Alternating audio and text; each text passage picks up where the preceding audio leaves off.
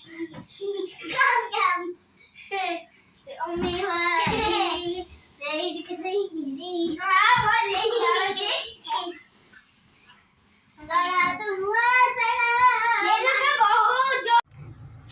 warahmatullahi wabarakatuh. Hope everyone's well. Just want to add on to life in Tarim before we continue the Umrah topic. So I was sharing before about my daily routine. So one of it is actually I forgot to mention and to share is to listen to my sister's podcast. Her talks, her classes is mainly she's covered lots of books. So if anyone interested, I'll put a link down below. You can either listen to them on Spreaker or YouTube. Lots of books lah. So there's prophetic parenting, there's prophet stories, there's how to be closer to Allah subhanahu wa ta'ala. There's also what else? There's fiqh. There's lots of stuff lah. Okay, so just check it out. I think there's like maybe even more than 20 books that she's covered, and alhamdulillah, very, very, very beneficial. Okay, so back to the Umrah one. I forgot to mention some stuff in Madinah, some places to visit, a particular place to visit, which is very important, and also a restaurant, eatery lah. So I don't think I mentioned Mount Uhud. Okay, so there's one more place, of course, we can visit. I heard now there's also like they offer you SUV for the kids lah, especially. And also for adults, they offer like SUVs from the bottom. They'll take you up to the top of the mountain, and there's a nice view lah. I didn't do that. I didn't go to Uhud this year. Yeah, I didn't. And so I didn't get to see that lah. My brother and my sister went with my kids and their own kids. So they wanted to go up, but they were saying something about the payment lah. You had to use a card or you had to use a particular app or something happened. So they didn't manage to go up. So I'm not sure what happened exactly. But check it out lah. I think it sounds quite interesting. Also, there's that open top bus, the double-decker bus, hop on, hop off kind of bus in Singapore. So we have. They have it in Madinah. Personally, I wouldn't recommend it. I think I did it in 2018. Yeah, 2018. My kids were 2 kids at that time, 4 and 2 years old. So I felt it was a bit troublesome. Although it was fun, but it was a bit troublesome because you have to wait for the bus. Sometimes the bus stop is slightly further from the place to walk. So if you have young kids, you have to carry them. They get cranky and all. I personally wouldn't recommend lah, unless maybe your kids are bigger and more independent. Then maybe yes, maybe you wanna check it out. Okay, or maybe now the frequency has increased because it's been 8 years since, right? Okay. Also, one more food place that is quite popular is Karak Express. They have Karak Shai. They have like zinger, so-called zinger, like just like fried chicken patty, burger kind of thing, and they have biryani. Decent street food lah, so-called street food. So that's one thing you can check out. Yeah, there's also the street at the back of the masjid. There's a long street of international food, like a bazaar kind of thing lah. Personally, I've tried most of the food there. A lot of them actually is just Indonesian chefs lah, actually. So like for example, Chinese food is by Indonesians. I think the Italian food also by Indonesians. So it's not really authentic lah, I would say. So none of their meal actually like stuck with me lah. So I wouldn't really recommend it except the baklava. They have a baklava there. I think Turkish lady selling. The baklava was nice. Other than that, maybe the fresh fruit juice without sugar, that was also okay. But besides that, the rose, the rose ice cream, my family likes it. For me, okay lah. I mean, last time wasn't so high pitch lah. Last time was just nice rose ice cream. Now they have the rose petals lah, the rose perfume also, or perfume or air freshener. I don't know what they spray on you. Perfume lah, not air freshener.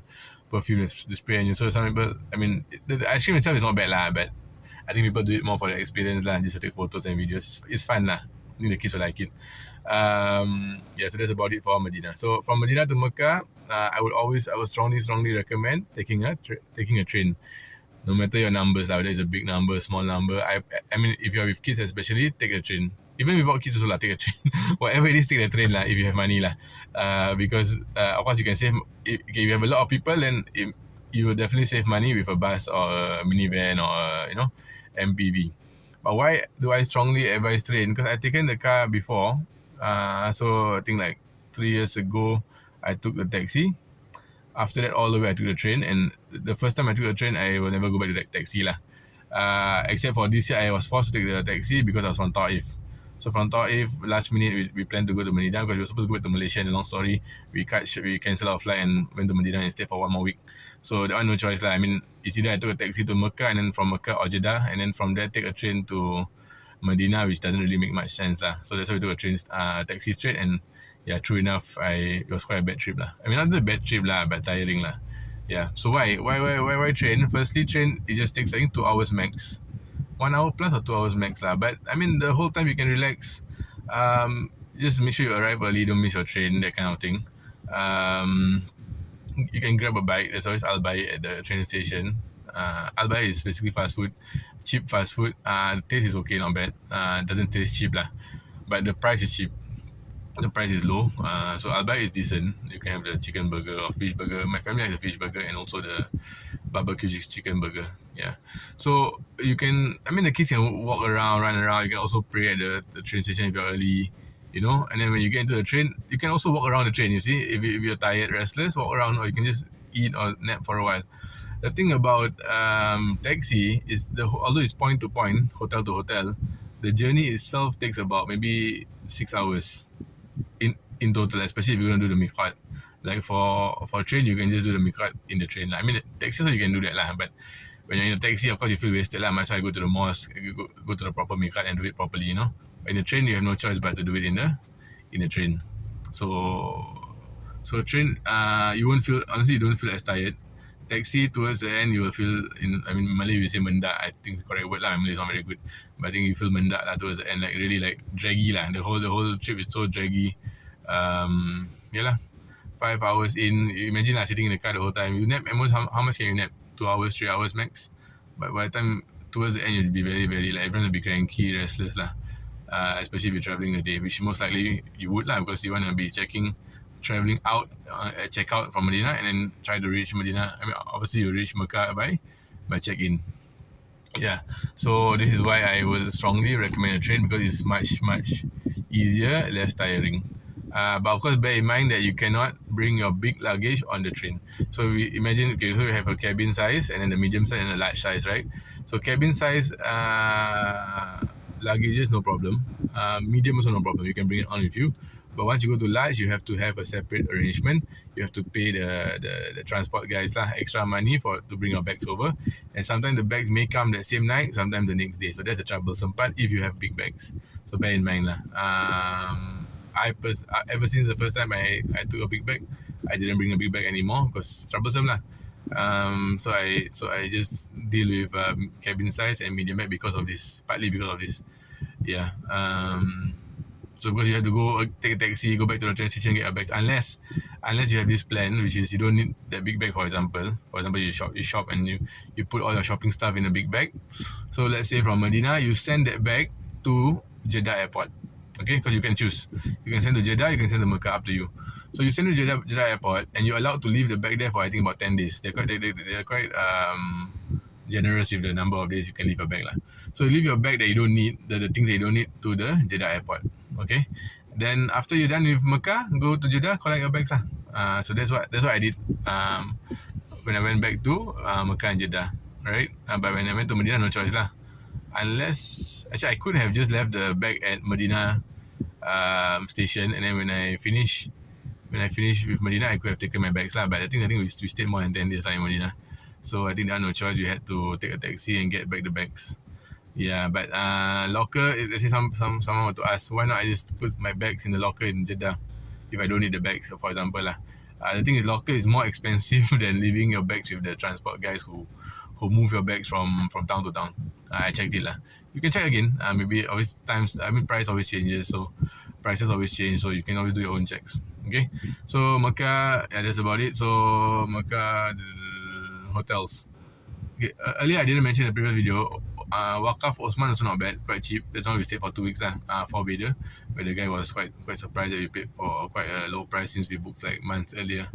So Waqaf Osman is still within the ring, it's at the corner of the ring lah. So the walk is still not bad lah to me, if you want to save money. So Mecca, so far I stayed in Iba Hotel. I wouldn't recommend that because of distance lah. The hotel was nice, everything. If you have young kids, Mecca requires a lot of walking lah. So try as far as possible. For me, nowadays I just book Clock Tower. So again, same thing. I look for the cheapest accommodation in the Clock Tower. Yeah, that's about it lah. So I think recent trip went to Sofwa Tower 3. That was okay. Then also we went to one more. Sofwa also, because Sofwa has lots of hotels. Sofwa is right beside the clock tower. So more or less the clock tower lah, but the one beside where there's Malaysian food also. Then I went to Meridian also. Meridian also not too bad. A bit further, but not too bad lah. It's easy to access because it's along the road, so you don't have to like get into the mall or get into the building, and then from there, go up the lift, change lift, that kind of thing. Meridian is quite straightforward. Although it's a bit further, but it's not that bad lah. Honestly, it was fine. I wouldn't do it. I wouldn't mind taking it again. Be careful to book hotels that do not have reviews, because once we will try it again. Alhamdulillah. They have no reviews. So there was one hotel that looks very decent, looks very nice, and slightly further than Meridian. Okay, this was in 2023. Yeah, 2023. So imagine lah, I took taxi. Alright, we took taxi from Madinah to Makkah after 6 hours fasting. Okay, while fasting. And then when we arrived at in Makkah, we couldn't find a hotel. So just nice Azan Maghrib, had to pray, had to book, had all our luggage with us, probably the kids' diapers full, that kind of thing lah. So it was quite trying lah. The kids were restless, and then we couldn't find a hotel for a good 1-2 hours. And I kept looking around. I tried to call, couldn't get through. I had to contact Trip.com was there, not Trip.com, Booking.com at that time. Now boycott lah. But at that time they were so bad. Their service was so bad. They didn't want to take the responsibility for it. So I kept looking around, and then finally I noticed that this hotel like has a similar name, but it's not the same name that we booked lah. So I went in only to find out that these guys were actually cheats lah. Simply put, they were actually cheats. I mean, don't be surprised lah. You go to Makkah, you'll find a lot of cheats, lots of bad people lah. Sorry to say. So be careful.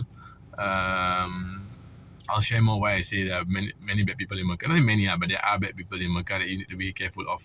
So we went to this hotel. It's basically their sister hotel. Simply put, it was their sister hotel. So they said, okay, you want to take the hotel in a photo that they put up in Booking.com. This is about maybe 5 minutes drive away. You can go there if you want to. But actually, it's not what I booked, right? I booked the one nearer and walking distance and what I saw in the photo. Of course, these people, I mean, back and forth, you're just going to waste your time arguing with them. If you want to cancel lah. But of course, obviously, you're not going to cancel lah. So it's like a trap lah. They got you to come there, tired and everything, with your luggage and everything, and then give you, okay, now if you want, I give you a 3-bedder, which is a very tiny room. It's a tiny room, or 2 or 3-bedder, I think 3 lah. 3-bedder, but tiny lah, max out the space kind of thing. Nowhere to turn, nowhere to pray, nowhere to nothing. So they offered us a 3-bedder, but luckily we only staying there for 2 nights lah, so that whatever lah, just take it lah. But there's a lesson then lah, never ever book a hotel. We thought maybe new accommodation, no reviews yet. But after that, after we gave our review, obviously we gave a super bad review. Everyone else, many other people also said the same thing lah about this hotel. They're very sneaky. They cheated us lah basically. So be careful. There's such people around. Yeah. So that's about it for hotels in Makkah. Okay lah. I think quite long already. I think I'll continue talking about Makkah itself in the next video, inshallah. Assalamualaikum warahmatullahi wabarakatuh.